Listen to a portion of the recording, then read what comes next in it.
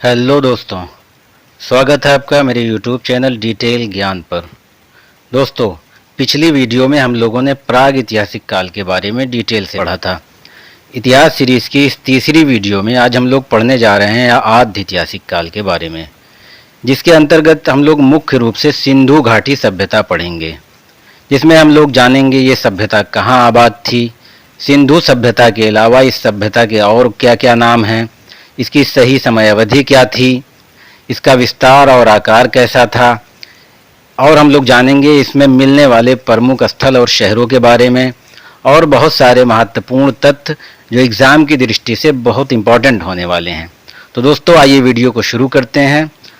आद्य ऐतिहासिक काल इतिहास का वह कालखंड जिसमें मानव लिपि और लेखन कला से परिचित तो था, यानी मानव लिखना और पढ़ना जानता था, लेकिन वो लिपि ऐसी थी पढ़ी नहीं जा सकी, यानी उनकी लिपि चित्रात्मक थी जिसको इस दौर में पढ़ना संभव नहीं हो पाया। आइए देखते हैं सिंधु घाटी सभ्यता।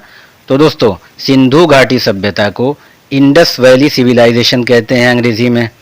ये सभ्यता कहाँ आबाद थी, कहाँ बसी थी? तो दोस्तों, ये सभ्यता सिंधु नदी के तट पर या किसी और नदी के तट पर मिली थी, जो अंततः सिंधु नदी में जाकर मिल जाती थी, और सिंधु नदी सीधे अरब सागर में जाकर मिल जाती है। तो इस सभ्यता को इसलिए सिंधु घाटी सभ्यता कहते हैं। और दोस्तों, इसका दूसरा नाम हड़प्पा सभ्यता है। वो क्यों? इस सभ्यता की जानकारी सबसे पहले हड़प्पा की खुदाई में मिली थी। किसकी? हड़प्पा की खुदाई में, इसलिए इसे हड़प्पा सभ्यता कहा जा सकता है। इसको उदाहरण से आप ऐसे समझ सकते हैं, जैसे कोई व्यक्ति हो, उसका नाम रमेश है, उसके दो बेटे, बड़ा बेटा मंगरू और छोटा बेटा मटरू। तो लोग उसको उसके बड़े बेटे के नाम से मंगरू के पापा कहना शुरू कर देते हैं, हालांकि उसका असली नाम रमेश है। तो बिल्कुल यही हुआ था सिंधु घाटी सभ्यता के साथ। इसका नाम सिंधु घाटी सभ्यता है और सर्वप्रथम इसकी जानकारी हड़प्पा की खुदाई में मिली थी, इसलिए इसे हड़प्पा सभ्यता भी कहा जाता है। तो एग्जाम में अगर आपसे पूछा जाए सिंधु घाटी सभ्यता का उचित नाम क्या है, और ऑप्शन में दिया हो सिंधु घाटी सभ्यता, सेंधव सभ्यता, हड़प्पा सभ्यता, तो इसका उचित नाम इतिहासकारों का मत है कि इसका उचित नाम हड़प्पा सभ्यता है।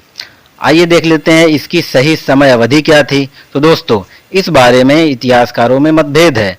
कुछ इतिहासकारों का मानना है कि ये सभ्यता 2500 ईसा पूर्व से 1500 ईसा पूर्व तक थी। कुछ इतिहासकारों का मत है कि ये सभ्यता 23 या 2400 ईसा पूर्व से 1750 ईसा पूर्व तक थी। लेकिन जो सही मत है, जिस पर इतिहासकारों का अधिक मत है, वो ये कि ये सभ्यता 2500 ईसा पूर्व से 1750 ईसा पूर्व तक थी। आइए देख लेते हैं इस सभ्यता का विस्तार और आकार कैसा था। तो दोस्तों, इसकी उत्तरी सीमा मांडा तक फैली हुई थी, जो जम्मू कश्मीर में है। इसकी दक्षिणी सीमा दायमाबाद तक फैली हुई थी, जो महाराष्ट्र में है, और इसकी पूर्वी सीमा आलमगीरपुर तक फैली हुई थी, जो कि उत्तर प्रदेश में है, और इसकी पश्चिमी सीमा सुतका गेंडोर तक फैली हुई थी, जो वर्तमान में बलूचिस्तान पाकिस्तान में है। और इसको आप इस ट्रिक से याद रख सकते हैं, सम बराबर ऐड। इस ट्रिक से आप इसको ऐसे याद रख सकते हैं, सा से सुतका गेंडोर, मा से मांडा, ए से आलमगीरपुर, डी से दायमाबाद। तो सम बराबर ऐड से आप इसको याद रख सकते हैं। आइए जानते हैं सिंधु सभ्यता का आकार कैसा था। तो दोस्तों, आकार में ये त्रिभुज थी, यानी ये त्रिभुजाकार थी। आप इसको यहाँ मैप में देख सकते हैं कि ये त्रिभुजाकार है। आइए जानते हैं इसका क्षेत्रफल कितना था। तो दोस्तों, इसका क्षेत्रफल 13 लाख वर्ग किलोमीटर बताया जाता है। इसके प्रमुख स्थलों के बारे में पढ़ते हैं, उससे पहले हम लोग कुछ महत्वपूर्ण तथ्य देख लेते हैं इस सभ्यता के बारे में, जो एग्जाम में अक्सर पूछे जाते हैं। तो दोस्तों, सिंधु सभ्यता विश्व की पहली शहरी सभ्यता थी, यानी अपने नियोजन और बनावट के हिसाब से ये शहरी सभ्यता थी। पहली बार इसकी जानकारी कब मिली? चार्ल्स मेसन, जो कि ईस्ट इंडिया कंपनी का सैनिक था और एक आज़ाद पुरातत्वविद था, तो सबसे पहले उसने इसकी जानकारी 1826 में दी। उसने पाकिस्तान में एक जगह कुछ लोगों को ज़मीन के नीचे से ईंट निकाल कर ले जाते और अपने मकान निर्माण करते हुए देखा, तो उसको पता चल गया कि यहाँ ज़मीन के नीचे कुछ है। तो उसने सबसे पहले इसकी जानकारी 1826 में दी थी। सिंधु सभ्यता का सामाजिक स्वरूप कैसा था? तो दोस्तों, सिंधु सभ्यता का सामाजिक स्वरूप मातृसत्तात्मक था। कैसा था? मातृसत्तात्मक। आइए देखते हैं सिंधु सभ्यता के लोगों का भोजन कैसा था।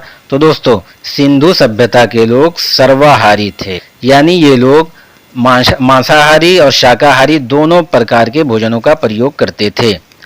आइए देखते हैं इनका निर्माण, भवनों का निर्माण कैसा होता था। तो दोस्तों, इनके मकानों के निर्माण में पक्की ईंटों का प्रयोग मिलता है और मकान के दरवाजे मुख्य सड़क पर न खुलकर पीछे गली में खुला करते थे। और सिंधु सभ्यता अपनी बनावट के हिसाब से बहुत ही आधुनिक थी। यहाँ सड़कें बहुत चौड़ी हुआ करती थी, नालियाँ व्यवस्थित हुआ करती थी, ढकी हुई हुआ करती थी। तो दोस्तों, सिंधु सभ्यता में जो सबसे चौड़ी सड़क मिली है मोहनजोदड़ो में मिली है, जिसकी चौड़ाई कितनी थी? 10 मीटर चौड़ी थी ये सड़क। और जैसा कि अभी मैंने बताया, सिंधु सभ्यता के लोग स्वच्छता पर बहुत ध्यान देते थे, इसलिए इनकी नालियाँ ढकी हुई और व्यवस्थित हुआ करती थी। आइए अंत में देख लेते हैं कि सिंधु सभ्यता के लोग अपने मृतकों का अंतिम संस्कार कैसे किया करते थे। तो दोस्तों, सिंधु सभ्यता के लोग निम्नलिखित 3 प्रकार से अपने मृतकों का अंतिम संस्कार किया करते थे। सबसे पहले दफनाकर, यानी शव को दफना देते थे। दूसरे नंबर पर जलाकर, यानी अपने मृतकों को जलाकर ये अंतिम संस्कार किया करते थे। और तीसरा तरीका ये था कि लोग अपने मृतकों का शव जंगल या आबादी के बाहर रख दिया करते थे। जब पशु पक्षी मांस खा लिया करते थे तो बाकी बची हड्डियों को ये लोग दफना दिया करते थे। आप इसका चाहे तो स्क्रीनशॉट ले लें और इसको याद कर लें, ये बहुत महत्वपूर्ण है, एग्जाम में अक्सर पूछा जाता है। अब देख लेते हैं सिंधु सभ्यता में मिलने वाले प्रमुख शहर। इसमें सबसे पहले खुदाई में हड़प्पा मिला था, हड़प्पा शहर मिला था। तो 1921 में जॉन मार्शल, जो कि उस वक्त पुरातत्व विभाग का निर्देशक था, उसके निर्देश पर दयाराम साहनी ने इसकी खुदाई शुरू की। वर्तमान में ये पाकिस्तान में रावी नदी के तट पर स्थित है। कहाँ? रावी नदी के तट पर, जो अंत में जाकर सिंधु नदी में जाकर मिल जाती है। आइए देख लेते हैं इसमें मिलने वाली महत्वपूर्ण सामग्री जो एग्जाम में पूछी जाती है। तो दोस्तों, इसमें कुम्हार का चाक मिला था, अन्नागार मिला था, श्रमिक आवास मिला था, मातृ देवी की मूर्ति मिली थी, ओखली मिली थी, लकड़ी का ताबूत मिला था, स्वास्तिक चिन्ह मिला था, RH-37 कब्रिस्तान मिला था। आप इसको रिलेट करके ऐसे याद कर सकते हैं कि एक श्रमिक, एक मजदूर जिंदगी भर मेहनत करता है। क्या काम करता है वो? मिट्टी के बर्तन बनाता है, यानी कुम्हार का चाक चलाता है वो। फिर उसको भोजन की ज़रूरत पड़ती है तो वो अन्नागार जाता है, वहाँ से भोजन प्राप्त करता है। भोजन करने के बाद उसको विश्राम की ज़रूरत होती है तो वो श्रमिक आवास का रुख करता है। और फिर वो धार्मिक होता है, पूजा पाठ करता है तो मातृ देवी की मूर्ति जिसकी वो उपासना करता है। अपने भोजन के लिए ओखली का प्रयोग करता है भोजन बनाने के लिए। और अंततः एक मजदूर जिंदगी भर मेहनत करते करते मर जाता है। मृत्यु के बाद उसे ताबूत की ज़रूरत होती है तो लकड़ी का ताबूत मिला। और अंतिम संस्कार में धार्मिक क्रियाकलापों के लिए स्वास्तिक चिन्ह की ज़रूरत पड़ती है और अंततः वो कब्रिस्तान में दफन हो जाता है। तो आप इसको ऐसे रिलेट करके याद कर सकते हैं। देखते हैं सिंधु सभ्यता का अगला शहर। तो दोस्तों, सिंधु सभ्यता का अगला शहर मोहनजोदड़ो है। इसके खोजकर्ता व उत्खननकर्ता राखलदास बनर्जी हैं। कौन? राखलदास बनर्जी। 1922 में राखलदास बनर्जी ने इसकी खुदाई की। वर्तमान में ये पाकिस्तान में सिंध प्रांत के लरकाना जिले में सिंधु नदी के तट पर स्थित है। कहाँ? लरकाना जिले में सिंधु नदी के तट पर। मोहनजोदड़ो के बारे में बताया जाता है कि ये व्यवस्था की दृष्टि से सिंधु सभ्यता का सबसे अच्छा, सबसे उन्नत और सबसे बड़ा शहर माना जाता है। और मोहनजोदड़ो सिंधी भाषा का शब्द है जिसका अर्थ होता है मृतकों का टीला। इसका नाम मोहनजोदड़ो या मृतकों का टीला क्यों रखा गया? तो दोस्तों, इसके बारे में बताते हैं कि एक जगह बहुत सारे मानव कंकाल मिले थे और बहुत बुरी अवस्था में मिले थे। ऐसा लगता था कि उन्हें किसी ने बहुत बेरहमी और बेदर्दी से मार दिया हो। आधा कंकाल कहीं पड़ा होता था, आधा कंकाल कहीं पड़ा होता था। तो इसलिए इसे मोहनजोदड़ो यानी मृतकों का टीला कहा जाता है। आइए देख लेते हैं इसमें मिलने वाली प्रमुख सामग्री। तो दोस्तों, इसमें पुरोहित आवास मिला था, स्नानागार मिला था, सभागार मिला था, अन्नागार मिला था, सबसे बड़ा भवन। इसके बारे में बताया जाता है कि सिंधु सभ्यता में यानी हड़प्पा सभ्यता में जितने भी भवन, जितने भी शहर खुदाई में मिले, उनमें जितने भी भवन, जितने भी मकान मिले, उनमें सबसे बड़ा यही था, मोहनजोदड़ो का अन्नागार सबसे बड़ा भवन था। और अभी पीछे बात हुई है कि सबसे चौड़ी सड़क 10 मीटर मोहनजोदड़ो में मिली थी, कांसे की नर्तकी की मूर्ति मिली थी, पशुपति की मूर्ति मिली थी। आप इसको रिलेट कर कर याद करना चाहें तो आप ऐसे याद कर सकते हैं कि एक पुरोहित पूजा पाठ करता है, पहले उसको स्नान की जरूरत पड़ती है तो स्नानागार जाता है, फिर स्नान करने के बाद उसको लोगों को प्रवचन देना रहता है तो वो सभागार जाता है, फिर उसको भोजन की ज़रूरत पड़ती है तो वो अन्नागार जाता है, फिर चलने फिरने के लिए उसको सड़क की ज़रूरत होती है तो सबसे चौड़ी सड़क 10 मीटर जिसकी चौड़ाई थी वो उसके लिए होती है। वो उपासना करता है, पूजा करता है तो कांसे की नर्तकी की मूर्ति और पशुपति की मूर्ति जिसकी वो उपासना करता है। तो आप इसको ऐसे रिलेट करके याद कर सकते हैं। आइए देखते हैं सिंधु सभ्यता का अगला शहर। तो दोस्तों सिंधु सभ्यता का अगला शहर चंदहुदड़ो है। इसके खोजकर्ता व उत्खननकर्ता गोपाल मजूमदार थे। सबसे पहले 1931 में गोपाल मजूमदार ने इसकी खुदाई का काम शुरू किया, जो 1931 में कंप्लीट नहीं हो पाया। बाद में 1935 और 36 में भी इसकी खुदाई का काम हुआ था। इसके बारे में बताते हैं कि ये सिंधु सभ्यता का पहला औद्योगिक शहर है। ये सिंधु सभ्यता का चंदहुदड़ो सिंधु सभ्यता का पहला औद्योगिक शहर बताया जाता है और ये एकमात्र दुर्ग रहित शहर था। दुर्ग रहित का क्या मतलब? तो दोस्तों सिंधु सभ्यता में जितने भी शहर मिले हैं वो बाहर से चार दीवारी से घिरे हुए थे, फेंस से घिरे हुए थे। लेकिन चंदहुदड़ो, अच्छा इसकी चाहे जो वजह रही हो, चाहे प्राकृतिक आपदा से बचने के लिए शहरों को घेर दिया करते थे या बाहरी आक्रमण से बचने के लिए इसको घेर दिया करते थे, चंदहुदड़ो एकमात्र ऐसा शहर था जो दुर्ग रहित यानी विदाउट फेंस था। आइए जान लेते हैं इसके बारे में कि इसमें प्रमुख सामग्री क्या क्या मिली थी। तो दोस्तों ये जान लीजिए आप कि चंदहुदड़ो में जो सामान मिले थे वो औरतों से रिलेटेड थे। आइए जानते हैं। तो दोस्तों इसमें लिपस्टिक मिली थी जो औरतों से रिलेटेड है, शीशा मिला था जो औरतें ज़्यादा इस्तेमाल करती हैं बनिस्बत मर्द के, और इसमें अलंकृत ईंट और मनका मिला था। औरतें पेंटिंग आदि की बहुत शौकीन होती हैं तो इसमें अलंकृत ईंट और मनका मिला था। सुई धागा मिला था जो कि औरतों से रिलेटेड है। और इसमें एक बहुत दिलचस्प चीज़ मिली थी, वो थी बिल्ली और कुत्ते के पैरों के निशान पत्थर पर छपे हुए मिले थे। ऐसा प्रतीत होता था कि जैसे बिल्ली को कुत्ता दौड़ा रहा हो, आगे आगे बिल्ली के पैरों के निशान थे, उसके पीछे कुत्ते के पैरों के निशान थे। आइए देख लेते हैं सिंधु सभ्यता का अगला शहर रोपड़। तो दोस्तों इसके खोजकर्ता व उत्खननकर्ता यज्ञदत्त शर्मा थे। 1953 में यज्ञदत्त शर्मा ने इसकी खुदाई की। वर्तमान में ये भारत के पंजाब में सतलुज नदी के किनारे स्थित है। अभी तक तीनों शहर जो मिले थे, हड़प्पा, मोहनजोदड़ो, चंदहुदड़ो, ये पाकिस्तान में मिले थे। ये भारत में मिलने वाला पहला शहर है रोपड़। कहाँ स्थित है? ये पंजाब में सतलुज नदी के किनारे स्थित है। इसमें कोई बहुत ज़्यादा महत्वपूर्ण चीज़ नहीं मिली थी। इसमें एक चीज़ मिली थी, मानव के साथ कुत्ते का दफनाया हुआ कंकाल शव मिला था। आप इसको रिलेट कर कर याद करना चाहें तो ऐसे कर सकते हैं। इसका नाम है रोपड़। इसमें जो चीज़ मिली थी उसको देखकर आदमी रो पड़े, यानी मानव के साथ कुत्ते का शव दफनाया हुआ मिला था। और एक छोटा सा नोट है, आप इसको याद रखिएगा। नवपाषाण काल में भी बिल्कुल ऐसे ही मानव के साथ पशु का शव दफनाया हुआ मिला था। कहाँ? बुर्ज होम में। आइए देख लेते हैं सिंधु सभ्यता का अगला शहर कालीबंगा। तो दोस्तों इसके खोजकर्ता व उत्खननकर्ता बीके थापड़ तथा बीबी लाल हैं। कालीबंगा राजस्थान में घग्गर नदी के किनारे स्थित है। घग्गर नदी को सरस्वती नदी भी कहते हैं। कालीबंगा का अर्थ होता है काली मिट्टी की चूड़ी। आइए देख लेते हैं इसमें मिलने वाली प्रमुख सामग्री कौन कौन सी है। तो दोस्तों इसमें जुता हुआ खेत मिला था। जब जुता हुआ खेत मिलेगा तो जाहिर सी बात है हल भी मिलेगा। और इसमें यज्ञ कुंड मिला था। और जैसा कि अभी मैंने बताया कि कालीबंगा, बंगा का मतलब होता है चूड़ी, तो इसमें चूड़ी भी मिली थी। आइए देख लेते हैं सिंधु सभ्यता का अगला शहर बनवाली।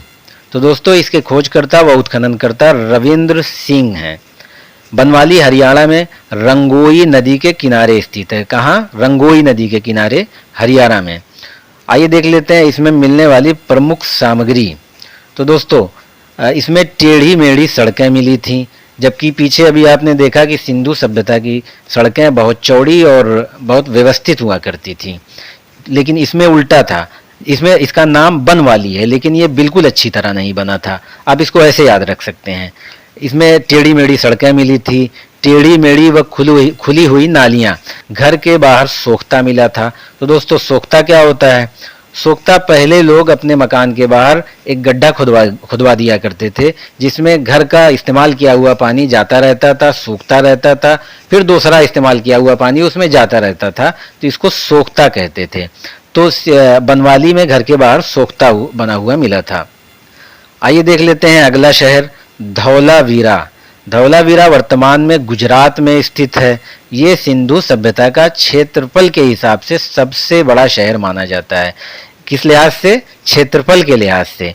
हालांकि सिस्टम के हिसाब से और उन्नति के हिसाब से मोहनजोदड़ो सबसे व्यवस्थित और सबसे बड़ा शहर माना जाता है। धौलावीरा क्षेत्रफल की दृष्टि से सबसे बड़ा शहर माना जाता है। इसमें कोई प्रमुख चीज़ बहुत ज़्यादा नहीं मिली थी। इसमें स्टेडियम मिला था, कि यानी खेल का मैदान। आइए देख लेते हैं सिंधु सभ्यता का अगला शहर, लोथल। तो दोस्तों लोथल की खुदाई SR राव ने की थी। वर्तमान में ये गुजरात के अहमदाबाद में भुगवा नदी के किनारे स्थित है। कहाँ? भुगवा नदी के किनारे, गुजरात के अहमदाबाद में। दोस्तों एक बात आप याद रखिएगा, सिंधु सभ्यता के ज़्यादातर शहर गुजरात में मिले हैं। आइए देखते हैं इसमें मिलने वाली प्रमुख सामग्री जो मिली थी। सिंधु सभ्यता का बंदरगाह मिला है। इससे पता चलता है कि सिंधु सभ्यता के लोग समुद्री रास्ते से दूसरे मुल्कों से व्यापार किया करते थे, इसलिए इसमें सिंधु सभ्यता का बंदरगाह मिला है। ये एकमात्र शहर है जिसमें बंदरगाह मिला है। आपसे एग्जाम में पूछा जाता है कि सिंधु सभ्यता का बंदरगाह वाला शहर कौन सा है, तो उसका जवाब है लोथल। यहाँ घर के दरवाजे सड़कों की तरफ खुलते थे। पीछे आपने पढ़ा कि सिंधु सभ्यता के लोग अपने मकानों के दरवाजे मुख्य सड़क पर न खोलकर पीछे गलियों में खोला करते थे, लेकिन लोथल में इसका उल्टा था, यानी पीछे गली में नहीं खुलते थे बल्कि मुख्य सड़क पर खुला करते थे। और इसमें मोहर मिली है, यानी इससे पता चलता है कि सिंधु सभ्यता के लोग बाहर दूसरे मुल्कों से समुद्री रास्ते से व्यापार किया करते थे, क्योंकि बिल्कुल ऐसी ही मोहरें फारस की सभ्यता में मिली हैं। जैसी यहाँ सिंधु सभ्यता के लोथल में मिली हैं, वही मोहरें बिल्कुल वैसी ही फारस में मिली हैं। तो इससे पता चलता है कि यहाँ लोथल के लोग, सिंधु सभ्यता के लोग फारस से समुद्री रास्ते से व्यापार किया करते थे। आइए देख लेते हैं अगला शहर, रंगपुर। तो दोस्तों वर्तमान में ये गुजरात में स्थित है। कहाँ? गुजरात में। इसमें कोई बहुत ज़्यादा चीज़ नहीं मिली थी। इसमें धान की भूसी मिली थी, जिससे ये पता चलता है कि सिंधु सभ्यता के लोगों ने धान की रुपाई, धान की खेती करना शुरू कर दिया था, जिस वजह से धान की भूसी यहाँ मिली थी। आइए देखते हैं अगला शहर। तो अगला शहर है, और ये अंतिम शहर है, सुरकोटदा। इसका उत्खनन जगपति जोशी ने करवाया था। किसने? जगपति जोशी ने। वर्तमान में ये भी गुजरात में ही स्थित है। इसमें क्या मिला था? इसमें घोड़े की हड्डियां मिली थी। क्या? घोड़े की हड्डियां। तो दोस्तों ये था हमारा आज का वीडियो।